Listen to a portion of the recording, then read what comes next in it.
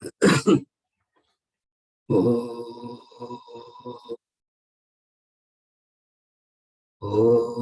Sahana Bhavatu Sahanau Bhunaktu Saha Viryankaravavahai Tejasvinavaditamastu ma vidvishavahai. Om Shanti Shanti Shanti.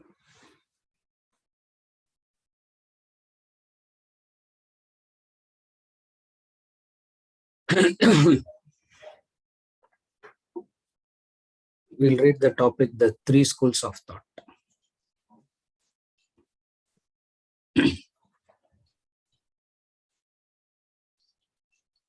Three schools of thought. There are three schools of thought which explains the relation between a human being and God. They are known as Dvaita, dualism, Advaita, monoism, and Vishishta Advaita, qualified monoism. The school of dualism states that you are separate from God. You are a finite being. God is infinite, that you can never become one with God. Madhavacharya is the chief exponent of the dualistic theory. The school of monoism lays down the absolute oneness of God, that there can be no division or demarcation in the absolute. The finite has no separate status in the infinite. You cannot be separate from God. You are God. That is the philosophy enunciated by Adi Shankaracharya. The school of qualified monoism considers you as an aspect of God. God is whole and you are a part of the whole. You will remain apart and can never merge with God. Ramanujacharya propounded this theory. The three schools seems to be contrasting, contradicting one another. Ironically, all three exponents have derived their philosophies from the same textbook of Vedanta. Each tried to prove his point using the authority of these ancient texts. There is no use relying on authorities. You must make use of the views of these great masters and arrive at your own conclusion. It is interesting to study Hanuman's view on the relation between a human and God. Hanuman is acclaimed as the greatest devotee, Bhakta of Lord Rama. His life symbolized the ultimate in devotion to God.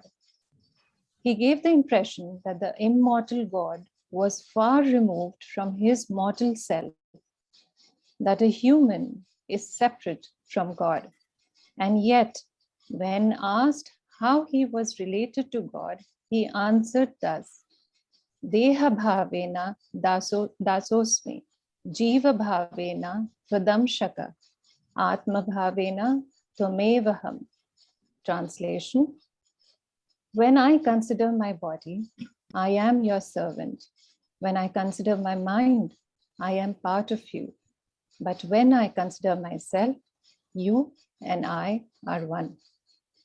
Even the proverbial Bhakta has declared that he and God are one. On attaining spiritual enlightenment, you become one with the supreme reality. You merge with God. Different schools of philosophy, different versions of truth, different knowledges of God have all turned into stone walls obstructing the vision of the reality. Ironically, they are meant to aid your vision. Hence, you must carefully reflect upon, understand the truths embedded in them. Convert the opaque stones into transparent lenses to gain the vision of the reality. Attain spiritual enlightenment.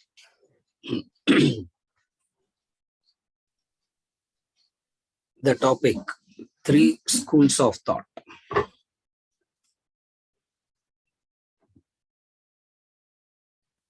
When we call it as three schools of thought, at one level, it looks like three distinct different schools of thought fighting with one another. That is one way of looking at it. Another way of looking at it is they are not three schools of thought. There are three steps to reality. You can call it as three distinct different schools of thought fighting with one another, or you can call it as three steps towards reality. And when we talk about three steps to reality, there is no fight between the three steps. There is no conflict between the three steps. There is no inferiority or superiority between the three steps. Because without the first, you cannot go to the second. Without the second, you cannot go to the third. So the description of Hanuman talks about it as three steps. The common misunderstanding is the three schools fight with each other. And even today, about 99% of those who come in contact with the philosophy still keep interpreting as all the three schools are fighting with each other. They are not fighting with each other. Each and every acharya explained, described one specific aspect. When they described one specific aspect, invariably they have to negate or dismiss the other two. It's a way of explanation, not to be taken as the acharyas or the three schools of conflicting, contradicting thoughts. Now, the three acharyas first, because the three names are mentioned here. Adi Shankaracharya, Ramanujacharya, and Madhva Acharya. They are simply called Shankara, Ramanuja, Madhva. Acharya is the title added to their name.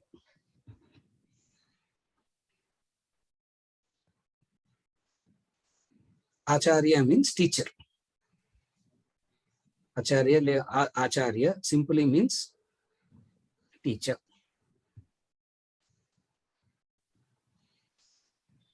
A teacher, not as in a professor, whose teaching is different and his convictions are different. A teacher is one who can teach a subject and his conviction can be different. Like, for example, a professor can teach science and still be very superstitious. So he can teach a subject, but his convictions lie elsewhere. This distinction you find in most of the teachers.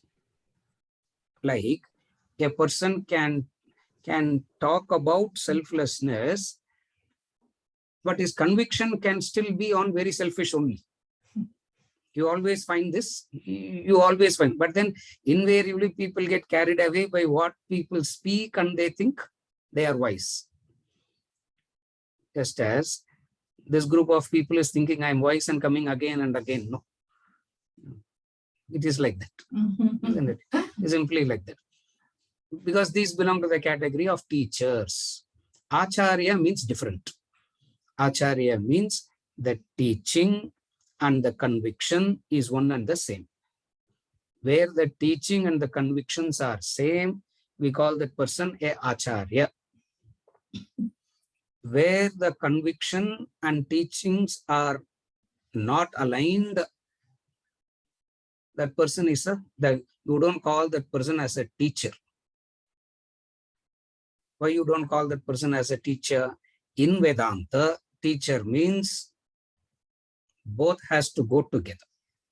The conviction and the teaching must be together. Mundakopanishad takes it one step higher and says, teacher means Shrotriyam and Brahmanishtam. Acharya means one who is a Shrotriya and Brahmanishta. Shrotriya means well Shrotriya means well-read, well-informed. It's not well-read and well-informed alone. It's well-read, well-informed, and can explain the words. Who can explain the words? Brahmanishta. Brahmanishta means one who is established in Brahman, one who is established in the reality. So all these people are called Acharya. All these people are called Acharya because their teachings and their convictions are together. The Sanskrit root for the word Acharya is Acharati, one who follows the path. One who follows the path. And what is the path? Technically, it's called Achara. One who Achara Charati. Acharya. That's how you have to understand it. Achara means a discipline. Achara literally means a discipline.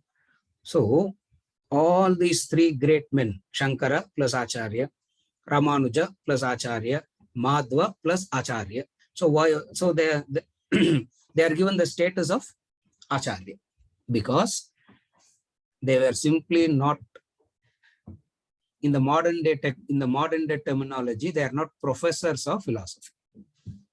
You can call them like that. Again, I repeat, they are not professors of philosophy. And who is a professor? The definition of a professor, we have seen that quite a few times. What is the definition of a professor? Professor means one who professes to know.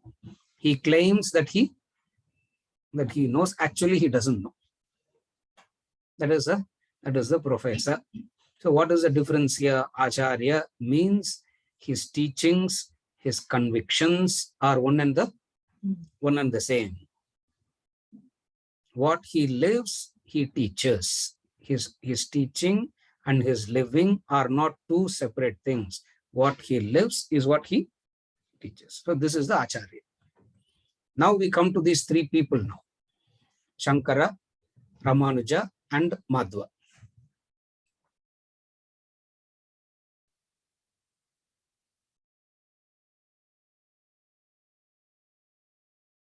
Shankara is supposed to have spearheaded Advaita school. Ramanuja is supposed to have spearheaded Visishta Advaita. And Madhva is Dvaita. Madhva is Dvaita, Ramanuja is Visishta Advaita, and Shankara is Advaita. Monism, qualified monism. These are all the technical words. Monism, qualified monism, and what is the other word he uses? Yeah, correct. These are the three words that he uses. What are they talking about? All three tries to define something. What are they trying to define? What is the connection? What is the relationship between the individual and God? What is the relationship between individual and God? Second, what is God? 3, what is moksha? What is the relationship between the individual and God? What is God? The third one is, what is moksha, liberation? These are the three things that they are talking about.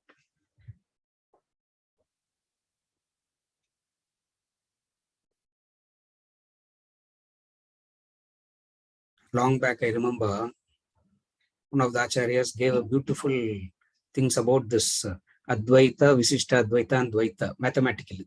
Very beautiful thing.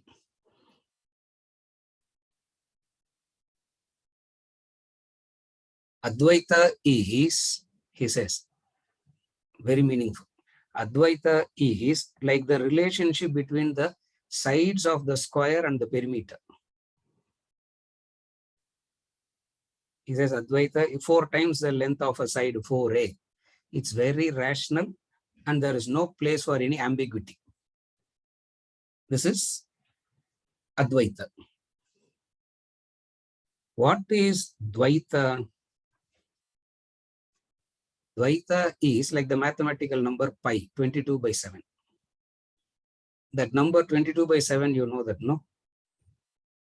Yeah, or you, in 6th, 7th itself, you study this number, 22 by 7. It's called irrational number. Irrational number means it will come very close, but it will never be the same. It will come very close, but it will never be the same. This is Madhva. This is Madhvacharya. Okay, what is Ramanuja? What is Ramanuja now? Ramanuja is like the Aristotle. Golden mean. You know the golden mean formula of Aristotle. In a way, he accepts both. In a way, he accepts Dvaita a little bit. In a way, he accepts Advaita also a little bit. Combining both, he found the golden mean and he called it as Visishta Advaita. Visishta means special. Special.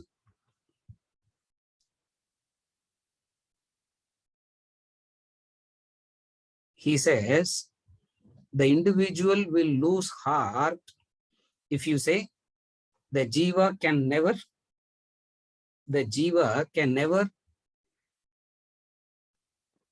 become Paramatma. The jiva can never become the self, as in Madhvacharya. So he says, no, that is wrong. And then he goes to the other extreme. If you tell you are Brahman, Tattvamasi, the jiva will become proud and arrogant and start thinking that the jiva is Brahman. So he counters, he takes something from Dvaita and he takes something from Advaita and he brings about a middle, Visishta Advaita. Then what is the connection?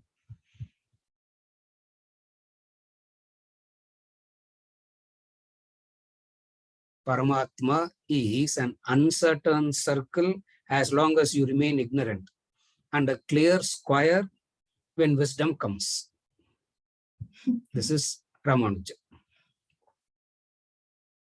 As long as it is ignorance, it's an uncertain circle. The moment you gain wisdom, circle turns into a square because of ignorance. So from Advaita, he accepts ignorance, but what he doesn't accept is the jiva, the individual, can never become the self completely. Then what is it? Depending on gradations, there are gradations. Somebody can be there, somebody can be closer, somebody can be near, somebody will be in the heart. Depending on the gradations, they get closer and closer to closer. Like, okay,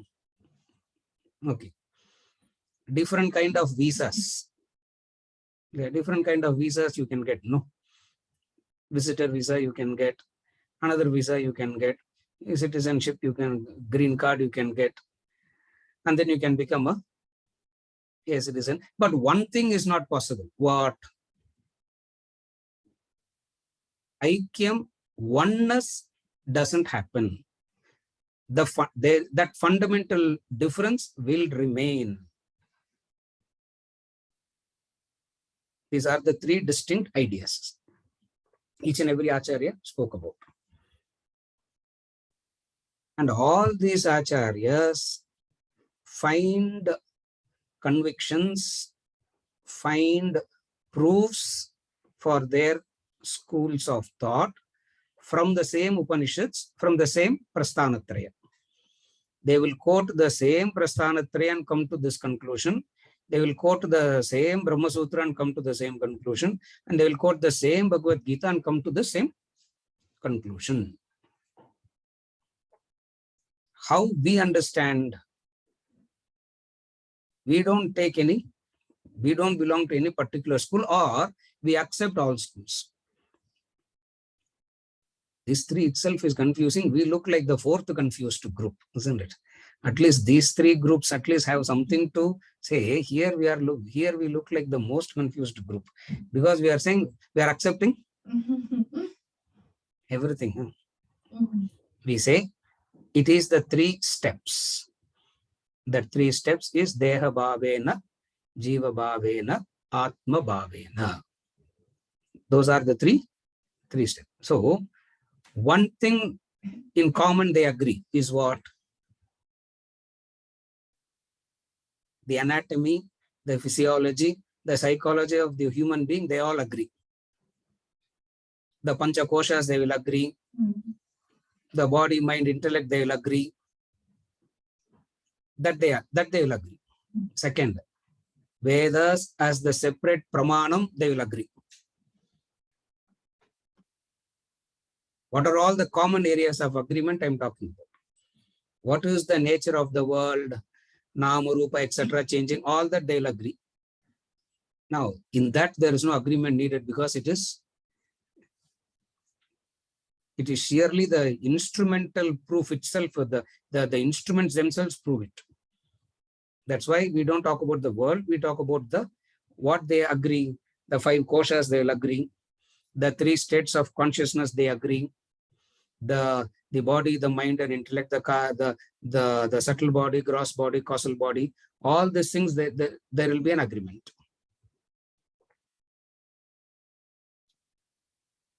Second agreement is in the paths. Knowledge is important. Devotion is important. Karma is important. All three agree on all the three. Karma yoga is also important. Bhakti yoga also is important. Jnana yoga is also is important. Having agreed so much, why the disagreement then? Having agreed to this extent, what are they disagreeing now? They are disagreeing on these few factors. What are the few factors they are disagreeing? What is the connection between God and the world? We'll do some comparative study.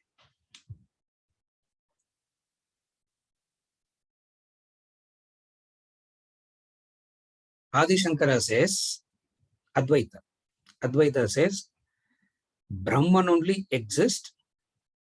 Manifestations are temporary. They are the result of ignorance. When ignorance is removed, there is no two. There is no second.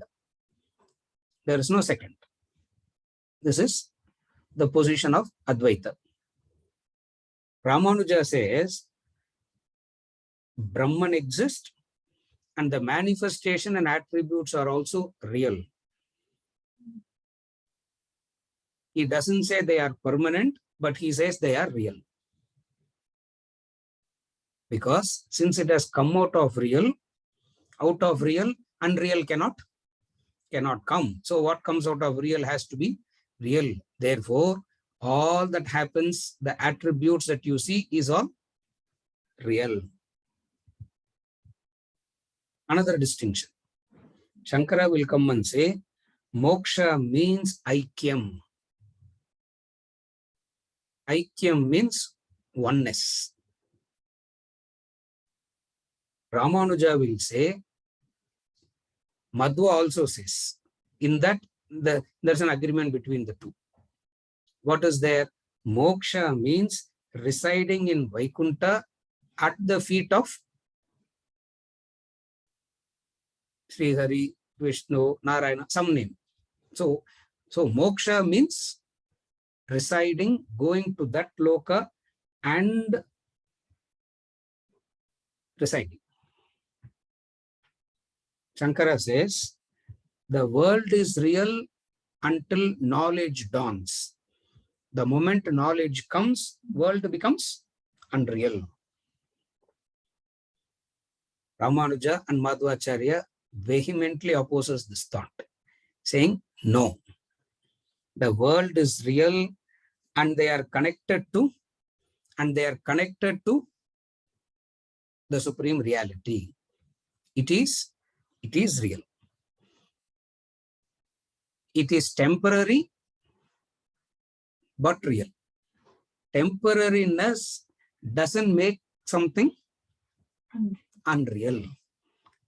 Temporariness, because of that it is temporary, you cannot call it as unreal. And they have their own arguments. We are not going into the technical details of what each and every acharya is saying. But then just to get a bird's eye view on what these two or what these three people are saying.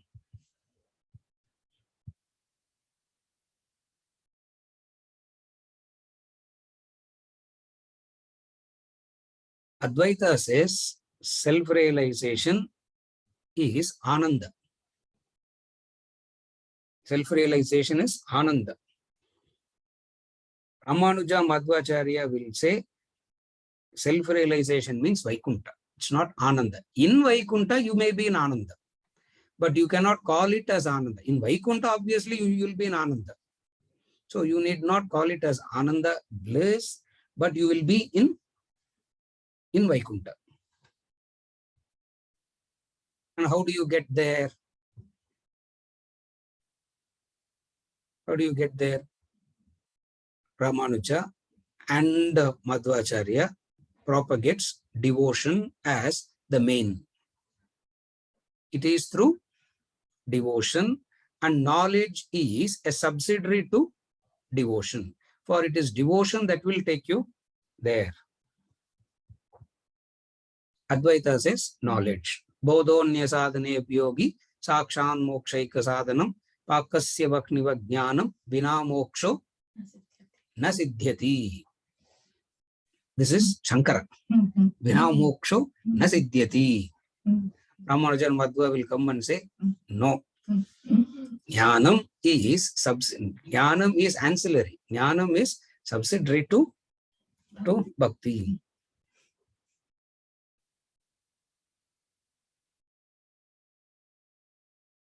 How do you explain pleasure and pain? How do you explain the pleasure and pain, sukha dukkha? Again, here there will be a beautiful difference. Again, here there is a difference. How do you explain the sukha and dukkha? Advaita says sukha dukkha is because of avidya, ignorance. Carefully follow. Advaita says the reason for sukha dukkha is avidya.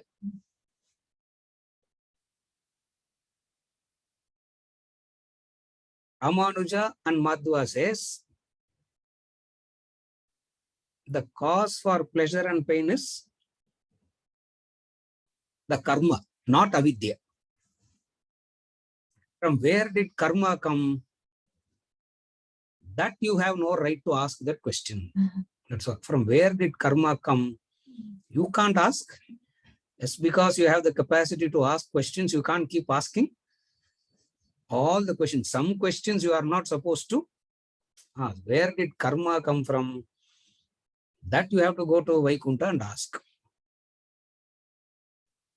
Because the cause for sukha dukkha is karma.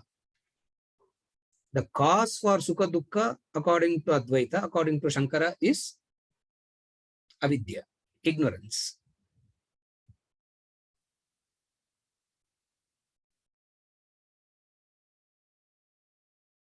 When avidya comes, when avidya goes, knowledge dawns. The last difference, which is what we keep repeating so many times, the last difference is this.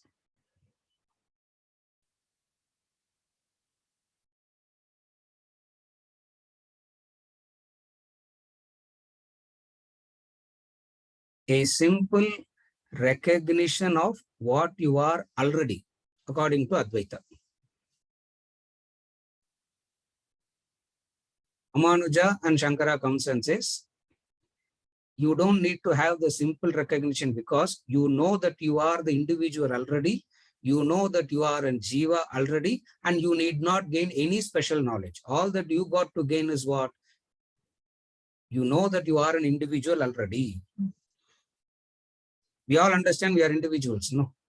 So there is no need for any special knowledge that to come and say you are an individual. So knowledge is required only to say that you have to go to, knowledge is required only to say that you got to go to Vaikuntha. Knowledge role is to say where to go, Vaikuntha. What will take you? Bhakti will take you. Bhakti and karma will take you. So all three talk about karma, bhakti and jnanam. These are all the basic bird's eye view of differences. We are not going into the technical details of all the three. And then there are a lot of arguments, counter arguments, and all that. And the most beautiful, wonderful thing that is common to all the three is they all accept the Vedas as the Pramanam. Shabda Pramanam is an independent Pramanam for all the three. Vedas as the Pramanam, they accept.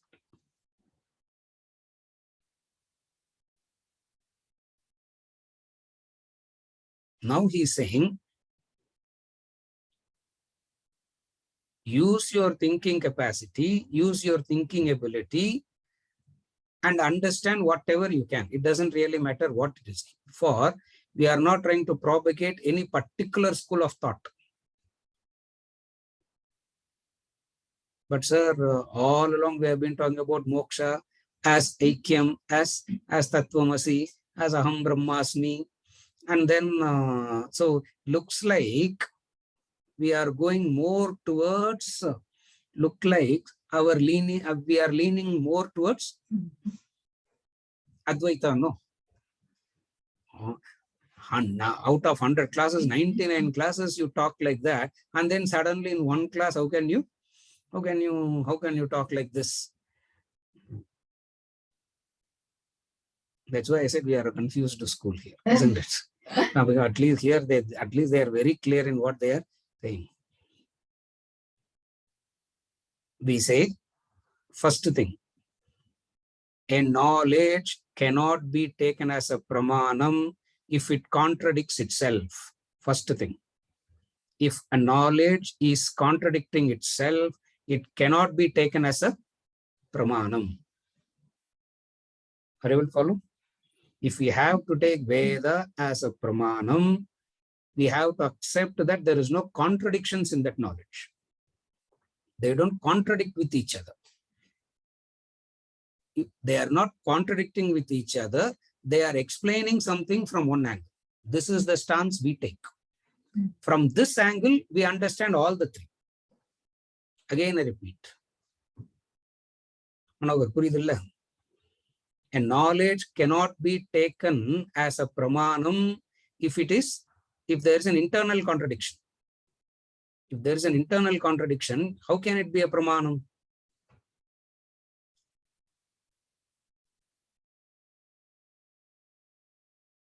We take eyes as the pramanam for sight. How do we take eyes as the pramanam for sight? For we understand very clearly what? No two eyes contradicts each other. The pramanam, there cannot be an internal contradiction.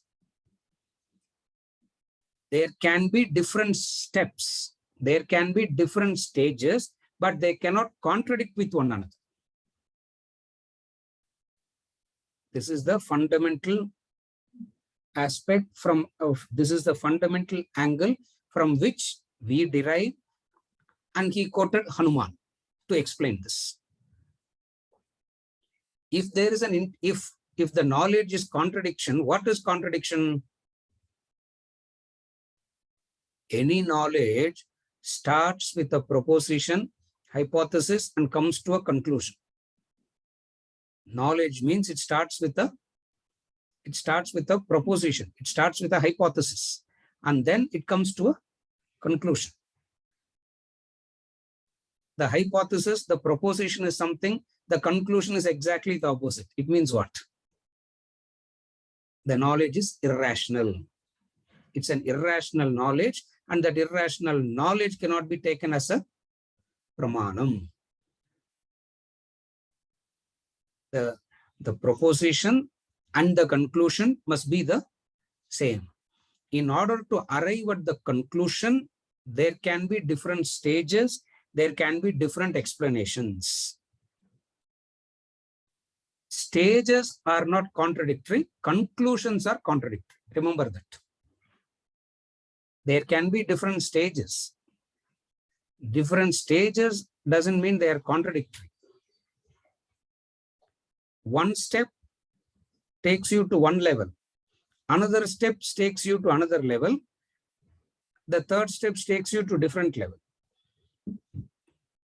So, when you see it from the third step, will you call the first step as contradictory or a stepping stone? We say we have to call it as a stepping stone. Then only it makes sense. Otherwise, we are saying Vedas as a pramanam itself is contradictory. If we say Veda as a pramanam is contradictory, then Vedantic knowledge itself is contradicting within itself. So much of self-contradiction that we cannot call it as a pramanam. But still, we call it as a, but still it is a pramanam. There's no, there are no two doubts about it. Therefore, how do we conclude here? We conclude here by saying, Deha bhavena dasosmi, jiva bhavena tvadamshakaha, atma bhavena tvamevaham. The verse is, when somebody, that's the verse, when somebody asked Hanuman, what is your relationship with Rama? What is your relationship with Rama? He says, there are stages.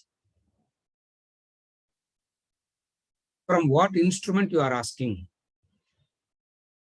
From what, if you are looking at the instrument of Jiva Bhava, Sharira Buddhi. Remember, we always talks about the three. The Sharira, the Jiva, Brahman. These are the three schools. These are the three stages, not three schools, three stages. Deha, Deha Bhavena. Second he says is, what is the second he's saying? Jiva. So, Deha, Jiva, Atma. Brahman. Atma means Brahman. So there are these three. What is Deha? Sharira. Sharira means the birth of the body is birth of you. The death of the body is death of you. There is nothing before that. There is nothing after that. That is Deha Buddhi. That is Deha Buddhi. The birth of the body is the birth of you. The death of the body is your death. This is called Sharira Buddhi, Deha Buddhi. Any word you can use. Before that, nothing. After that, again nothing.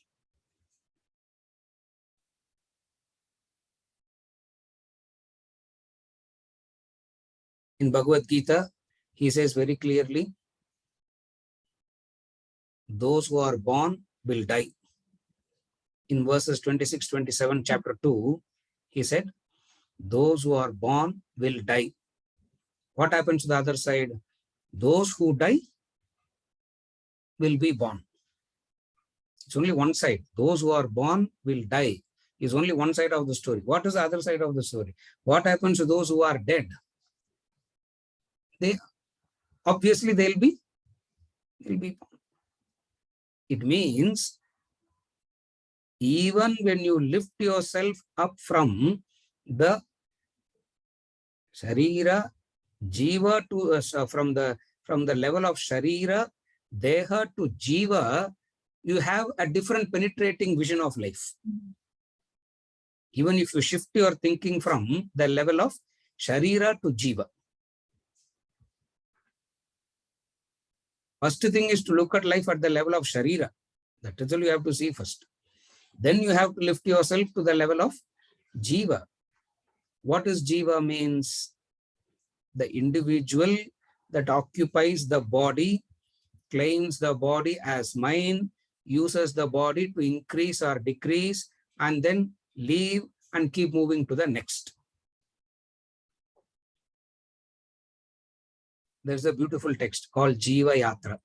There is a book like that also. There is a book, Jiva Yatra. Now don't ask where to get that book. Huh? And get that book, nothing will happen. Jiva, there is a book, Jiva Yatra. So first development is from Sharira to Jiva. Then the highest is from Jiva to Brahman. That's where knowledge starts. What is the relationship? What is the relationship between you and God? Now this you can be seen from the angle of the body. When you see the you from the angle of the body, we are talking about this specific embodiment without any reference to the past or the future. So when we say you, and when we give the name you, we without any reference to the past or the future. Then comes Jiva. Here we see a continuity. Entering into a body, residing in that, and then leaving. Entering into it, residing in that, and leaving. For the purpose of what? For the purpose of what? Entering into the body, residing. For what? Avoidance of sorrow and courting pleasure. Avoidance of sorrow permanently. We have seen all that. And how does the joy, how should the joy be? The quality of the joy and the longevity of it. The joy must be highly qualitative, and also it should be long. It should be. And then you can ask how long. How much ever you can hold your breath and say long to that extent. Permanent. So the question is the quality of happiness and the permanency of happiness. Entering into the body for that, not finding it, leaving it, and going into another body. All three of them agree that the cycle should not continue. All three agree on this point. Madhu also agrees that the cycle should not continue. Ramanuja also agrees that the cycle should not continue. Shankara also agrees that the cycle should not continue. We come and say, at least be convinced in this first. Let us not worry about all these three. Let us not worry about all these three. At least let us be convinced about this what. Let us not perpetuate this cycle. Let us not perpetuate this cycle. And then depending upon your thinking, depending upon your thinking ability and whatever convinces you, take it up. Doesn't matter. But what should be the common connection? The common connection is cycle should not continue. First, conviction we need to develop. Because here we are not trying to see who's right and who's wrong. We are not trying to establish Shankara is correct, or Ramanuja is correct, or Madhu is correct. That we leave it to professors to debate. Yeah. That we will leave it to scholars to debate, that we leave it to professors to debate. What we are interested in here, the cycle should not perpetuate, number one. Number two, the pramanam of Vedas, Vedanta have to be accepted. This has to be accepted as pramanam. Second thing that we have to accept. Third is the dharma that they talk about. The dharma that these Vedas accept that. Accept that means understanding. Acceptance here in this classroom, what we mean by accept is understanding. Or what do they talk about? The dharma. The dharma means the law. Dharma means law. We have seen that previously also. We have seen all those derivations. In this three things, we are only summarizing all that we have discussed before. Dharma equals law. And law simply means very simple. What to do, what not to do. That's what law. What is law? What is the meaning of a law? What to do, what not to do. This understanding what to do, what not to do is what brings about a maturity. And in Vedanta, when we talk about maturity, it is about emotional stability. What is maturity here? Emotional stability is maturity. That emotional stability will give a peace of mind. In that peace of mind, you will be able to gain more knowledge, more reflection, more shravana, more manana, more nididhyasana, and then you will, whatever the truth is, you will come to understand by your own experience. For we are not debating or trying to prove the experience of anybody here. In this classroom, we are attempting to go through the sequence and get that experience. What is that? Again, I repeat the sequence. First is what? One thing we accept. What is it that we accept? The cycle should not continue. When we say the cycle should not continue, you can't decide not to continue. Commissioner, are able to understand? Because she told me, I have decided. You can't decide and all like that. Yeah, you can't decide not to continue. You can only say this as a goal. You can keep this as a goal. What? Not to perpetuate this cycle. Why not to perpetuate the cycle? Because it is a meaningless, it's a meaningless thing. All that we have studied already. Why not to perpetuate the cycle? It has no meaning, whatever be it. Then comes the second. What is the second one? The Vedas is taken, the Vedanta, Vedanta is taken as the Pramanam. When we say Pramanam means a conviction that they do not contradict with each other. That is why in the before we study Vedanta, lot of logic, reason, analysis, epistemology, so many things will be taught. With all the background of all this, you will understand that how the Vedic statements are not contradicting with each other. If you don't go through the study, it will look like contradicting with each other.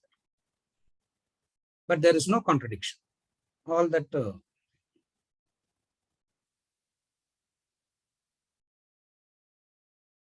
the third one is Dharma. All three agree in one. What? All three agree in Dharma. What is Dharma? Whatever Vedas say is Dharma. Dharma means law. Dharma, we have understood it as a law. And what is law? Do's and don'ts. Simple do's and don'ts. That's all. Again, we have understood this. As far as the goal is concerned, we all have freedom. As far as the destiny, as far as the journey is concerned, we are bound by the laws. LAWS. We have freedom for the destination. Remember that example? When we come onto the road, I can choose where I want to go. Road doesn't decide the destination. Destination I can choose. But the moment I start driving, you become bound by the road rules. And the road rules is meant for what? To take you to the destination safely. The road rules are meant for what? The road rules are not meant to delay your journey. The road rules are not meant to take you away from the destination. The road rules are meant for what? So that you can reach your destination safely. That road rules is called Dharma, the values. Then comes the final. What is it? The three paths. The three paths of action, emotion, and knowledge. Karma, bhakti, jnana.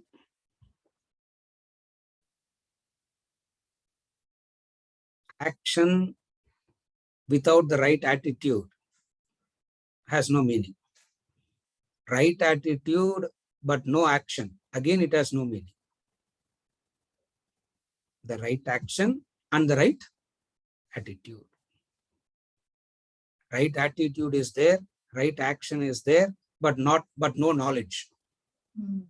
Again it is of no use. The right action, the right attitude must be guided by the knowledge, jnanam. So here, those three are not three different paths. Those three are a integrated path, which we have seen already. When we studied the previous chapters and all that, we studied them as the integrated, the integrated path, and then we studied the integrated path in the thesis on God also. The thesis on God also we studied it. It means all the three aid one another. Karma means action, the right action. And what is bhakti? The right attitude behind action. And this right attitude and the right action, or action and attitude itself, becomes right only when knowledge guides it. Only when knowledge guides it, action becomes right and attitude becomes right. Why do we say knowledge only can make it right? We are already acting, we already have emotions. It's not that we are zero and we have to be taught all this. Actions are happening already. Emotions, likes and dislikes are there already. It means if it is there already in the right manner, naturally, there is no need for knowledge. Are you able to follow? It is there, but they are not rightly there. It means knowledge has to come and make it right. That's where the relevance of knowledge becomes. If by existence itself they are right, knowledge is not needed. Are you able to follow? Wise man. The action is there already because action keeps happening from birth itself. So you need not be told action. Knowledge tells you the difference between useful action and useless action. Are you able to follow? Knowledge only comes and tells you the distinction between useful action and useless action. For action is the insignia of life. You cannot remain inactive even for a split second. Nahi kaschit kshanamapi jatu tishtatya akarma krit. Akarma krit is not possible. Therefore, you need not be taught action. You have to be knowledge distinguishes between useful action and useless action. Usefulness or uselessness is dependent on the goal. Again, usefulness and uselessness is dependent by what? Is decided by what? Dependent on what? The goal. So that is action. Second is the right attitude. What is the right attitude? If knowledge is not there, action is seen as a tool for fulfillment of raga dvesha. If knowledge isn't there, action will be seen as a tool to fulfill desires. Whatever raga dvesha is there, I got to fulfill.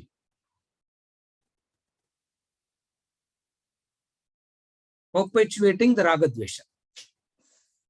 Perpetuating the raga dvesha. So it is, if knowledge isn't guiding it, raga dvesha will be perpetuating itself.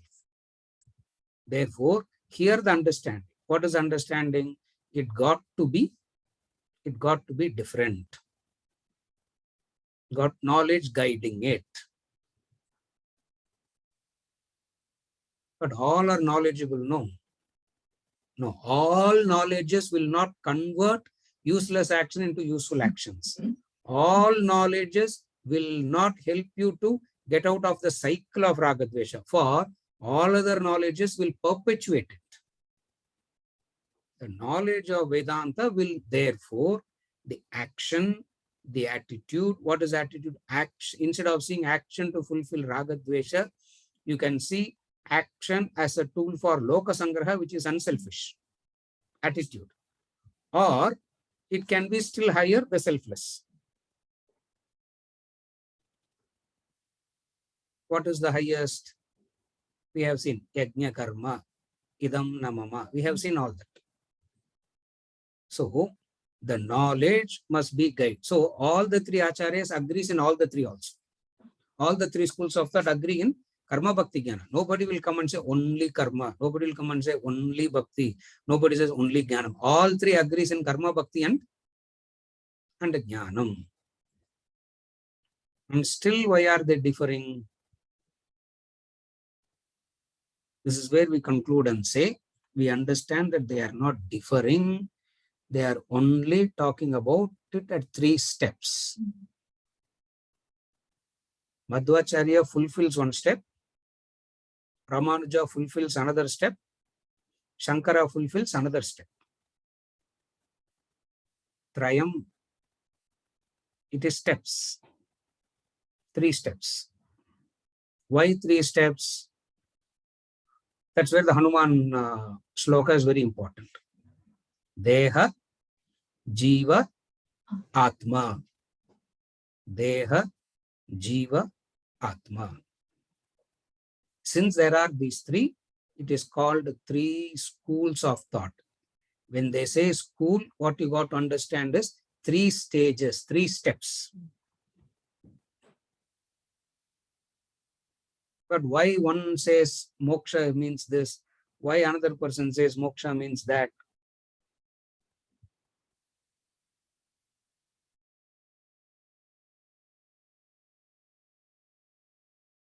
Without preparation, aikyam will be a mere intellectual delight. That's all.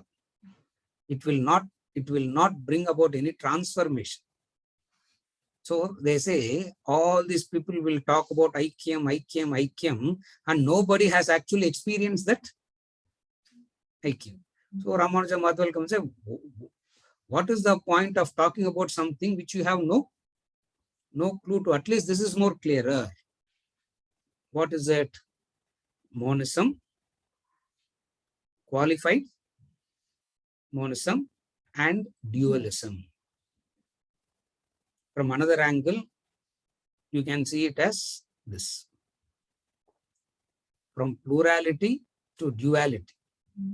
From duality to non-dual. Again, 3 steps. From plurality to duality. From the level of the body, all are distinct and different. All are not the same. As many bodies are there, as many jivas are there. No problem. That is if you see at the level of the body. Then if you come to the level of duality, there are only 2 things. What? The plurality goes out. There are only 2. You and God. The world, you, God. Plurality. In duality, what are the 2? You and God. And there are different qualities of you. And there are different qualities of you. One person will sit in the last row, somebody will be in the middle row, somebody will be in the first row, somebody will be in the pit. But nobody can get onto the stage and become one. The closeness differs. The closeness differs. The closeness is what you can, the closeness differs. And then the third step. What is the third step? At one level, it is Salokya. At another level, it is Samipya. At another level, it is Sarupya. At another level, it is Sayujya. So at one level, it is Salokya. At another level, it is Samipya. At another level, it is Sarupya. At another level, it is Sayujya.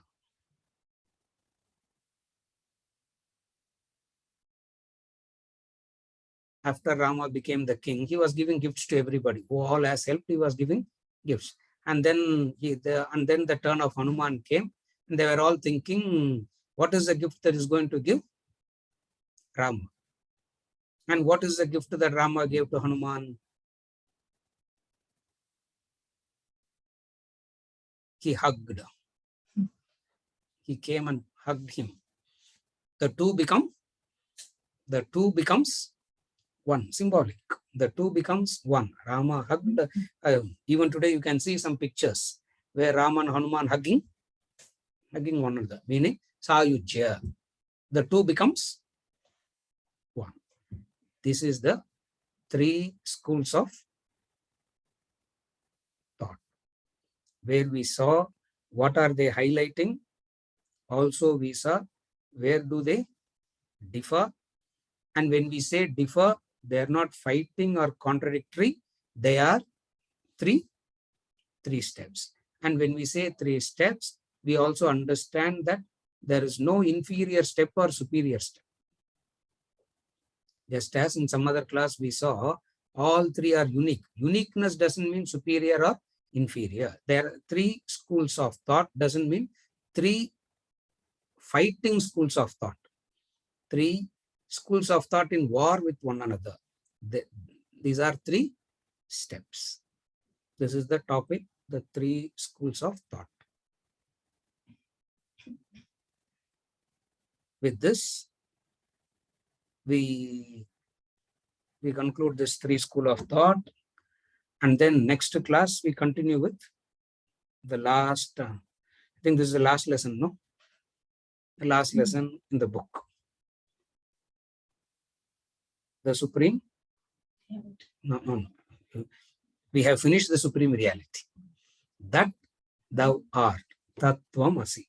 There we'll be discussing the four aphorisms, the four things. It's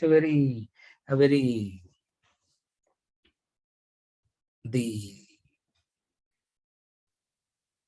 crux of Vedanta is in this. That thou art, which we will continue from next week. There's a clarification. We will take it up and then we conclude. So you are separate from God. You are an aspect of God. You are God. So it defines where exactly you are placed. And you have to move from that level. Yes. That's all. So they are now not contradictory. Still they are part of the goal only. Yes, they're part of the goal. They don't contradict. They don't contradict at all. We have to be very clear on this. In some other context, some other time, we will discuss how Vedas don't, there is no self-contradiction at all in Vedas. In Vedanta, there is no self-contradiction. In some other context, some other subject, we will study it in detail. But today we got to understand it what, if we have to accept something as a pramanam, it should not be self-contradictory. If it is self-contradictory, it cannot be taken as a pramanam at all. It may be, there may be some useful bits and pieces of information in that. If they are self-contradictory, there may be useful bits and pieces of information, but they are not an authority. But all agree that it is an authority, and then how can they say that it is fighting with one another? It is not fighting or contradicting one another. In some other context, we'll try to study that in detail. Prasad, you have something?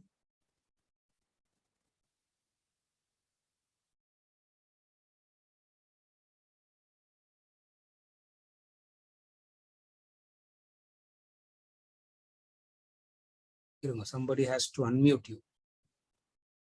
I'm doing it. I'm doing. He's used some other. Prasad used some other name.